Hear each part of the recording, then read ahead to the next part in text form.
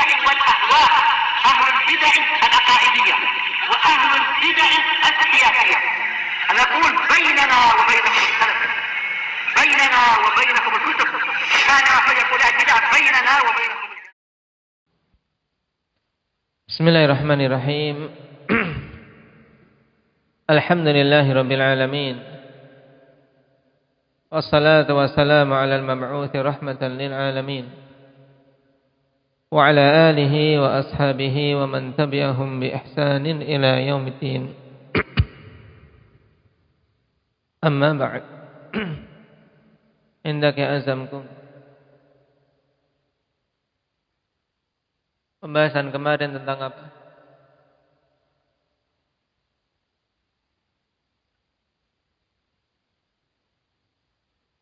Nah, siapa wanita yang menjadi tawanan Nabi dalam peperangan Khaybar, kemudian dibebaskan dan dinikahi oleh beliau, siapa? Naam, Safiyah bintu Huyai radhiyallahu anha. Taib Idris. Kita masuk pada pembahasan berikutnya. Man huwa sahabi alladhi ustushhida min akalatin akalaha ma'ar Rasul sallallahu alaihi wasallam min asy-syah allati sammatha Zainab bintul Harith al-Yahudiyah. Indak ya Ahmad, terjemahkan.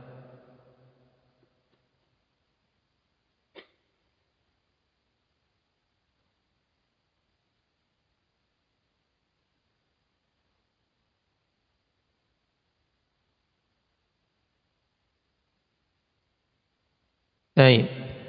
Siapa itu sahabat yang mati syahid dikarenakan memakan makanan yang beliau makan bersama Rasul sallallahu alaihi wasallam, yang berupa kambing yang telah diracuni oleh Zainab bintul Harith al-Yahudiyah. Sebagaimana telah kita ketahui bahwasanya ketika perang Khaybar, ikhwanifillah, di antara peristiwa yang terjadi ketika Nabi sallallahu alaihi wasallam memakan jamuan dari seorang perempuan Yahudiyah. Di sini namanya siapa? Zainab bintul Harith. Ada sahabat yang telah makan terlebih dahulu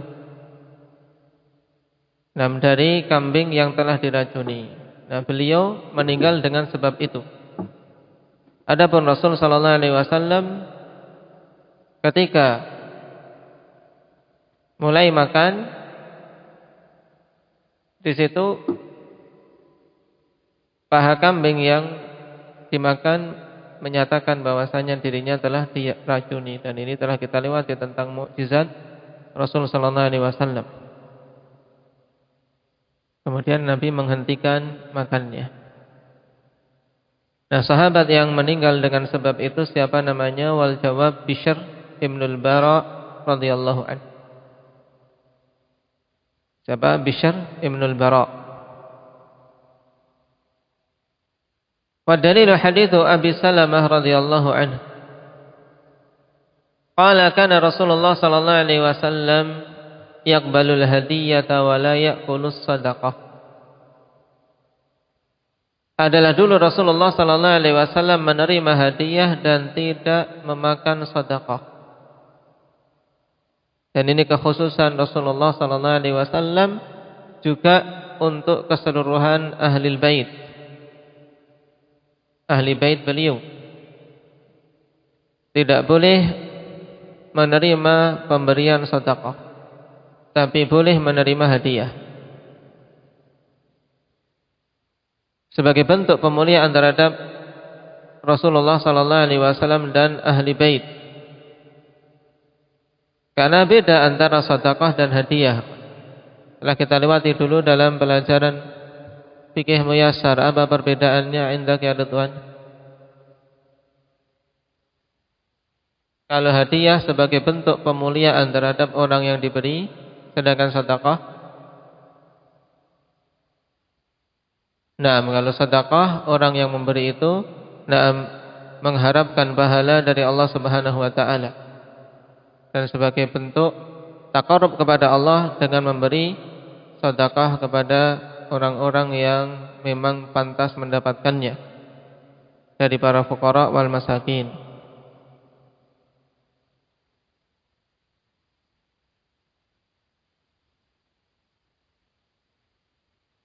Dan dalam sebagian riwayat menjelaskan kenapa Ahlul Bait tidak menerima sedekah, li'annaha ausakhun nas. Dikarenakan itu adalah ausakh, ya, kotoran manusia, yaitu maksudnya karena dengan sedekah itu harta-harta manusia akan menjadi bersih. Apalagi sedekah yang sifatnya wajib, yaitu zakat. Zakat kan sifatnya apa? Untuk membersihkan harta yang dimiliki oleh seseorang, sehingga diibaratkan dalam hadis itu sebagai ausakhun nas, kotoran. Ini berhubungan dengan masalah hadiah dan sedekah. Dan diingat juga siapa yang masuk dalam kategori ahli bait. Yang masuk kategori ahli bait, yang di negeri kita, mereka biasa disebut Habib, walaupun tidak tahu betul tidak sampai silsilahnya kepada Rasul sallallahu alaihi wasallam. Habib fulan, katanya ahli bait. Dan kemuliaan ahli bait, ikhwani fillah, selama mereka mengikuti Nabi sallallahu alaihi wasallam, mereka mulia. Dan tidak bermanfaat gelar atau nasab sebagai ahli bait kalau dia menyelisihi sunnah Rasul sallallahu alaihi wasallam. Sebagaimana keumuman hadis, wa man bata'a bihi amaluhu lam yusri bihi nasabuh. Siapa saja yang amalannya lambat tidak akan menjadikan nasabnya itu menjadi cepat. Ya, nasabnya tidak akan menjadikan cepat amalannya. Dalam artian semuanya kembali kepada amalan dia. Nasab tidak berpengaruh kalau dia tidak beramal baik. Hadisnya apa ini? Aman bata'a bihi amaluh lam yusri bihi nasabuh. Indak Iqbal Abi Hurairah rawahu Muslim. Depannya bagaimana?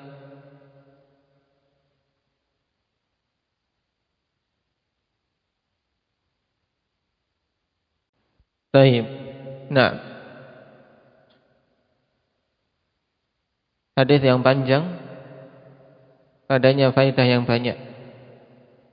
Nah,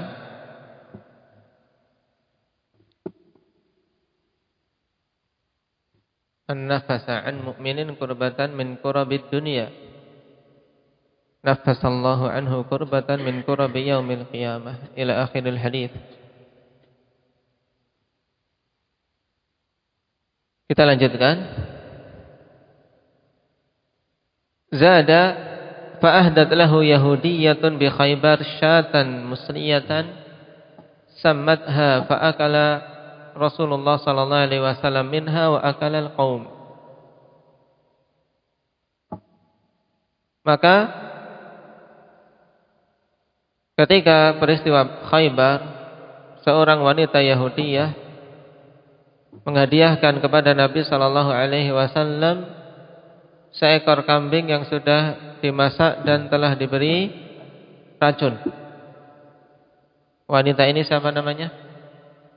Indak Syafiq. Zainab bintul Harith. Maka Nabi sallallahu alaihi wasallam memakan darinya, demikian pula para sahabat memakan darinya. Faqala irfa'u aydiyakum fa innaha akhbaratni annaha masmumah. Angkat tangan kalian karena sungguhnya daging kambing itu memberikan kabar kepadaku bahwasanya dia telah diracuni. Di sini mukjizat di mana kambing yang sudah dimasak dagingnya berbicara kepada Nabi sallallahu alaihi wasallam, memberitahu kalau dia sudah diberi racun. Famata Bishr ibn al-Bara ibn Ma'rur al-Ansari radhiyallahu anhu. Maka meninggallah Bishr ibn al-Bara ibn Ma'rur al-Ansari dengan sebab racun itu. Jadi termasuk racun yang keras ini. Fa arsala ila al-Yahudiyah. Maka Nabi sallallahu alaihi wasallam mengirim utusan kepada Yahudiyah menanyakan ma hamalaki 'ala alladhi sana'ti. Apa yang membawamu untuk melakukan perbuatanmu ini? Itu apa yang mendorongmu untuk melakukan perbuatan ini? Qalat in kunta nabiyyan lam yadurraka alladhi sana'tu wa in kunta malikan arahtun nasa minka. Lihat jawaban. Naam. Mereka pandai menjawab, ikhwan. Nah, orang-orang Yahudi. Dia menjawab, jika engkau seorang nabi maka tidak akan bermadarat apa-apa yang telah aku lakukan. Karena engkau nabi betul. Padahal mereka yakin tahu bahwasanya Rasul sallallahu alaihi wasallam adalah utusan Allah. Tapi memang sebagaimana Allah Subhanahu wa taala kabarkan, mereka kaum yang pembangkang.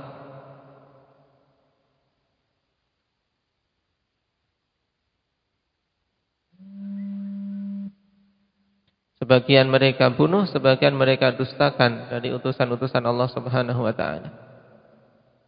Ini termasuk usaha mereka untuk membunuh Nabi sallallahu alaihi wasallam. Wa in kunta malikan arahtun nasa minka, dan apabila engkau seorang raja, bukan nabi, maka aku akan menjadikan manusia nyaman dari gangguanmu. Fa'amara biha Rasul. Di sini tulisannya dibetulkan, nunnya itu dibuang. Harusnya dipisah jadi gandeng. Fa'amara biha Rasulullah sallallahu alaihi wasallam faqutilat. Maka Nabi sallallahu alaihi wasallam memerintahkan wanita itu untuk ditangkap kemudian dibunuh. Nah, karena dengan sebab dia telah meninggal sahabat yang mulia. Tsumma qala fi waj'ihi alladhi mata fihi. Kemudian Nabi sallallahu alaihi wasallam berkata pada sakit yang beliau wafat dengan sebabnya. Beliau mengatakan maziltu ajidu minal aklati allati akaltu bi Khaybar. Fa hadha awanu qata'at abhari. Rawahu Abu Dawud wa sahahu Al-Albani fi Sahih Abi Dawud. Kata beliau di akhir hayatnya, aku senantiasa mendapati dampak dari makanan yang aku makan di Khaybar. Padahal beliau baru makan sedikit.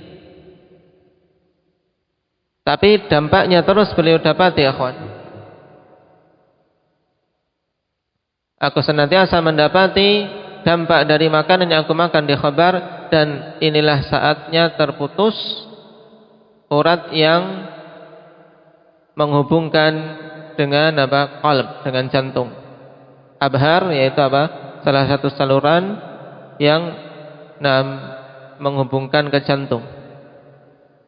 Sehingga ketika terputus dia meninggal.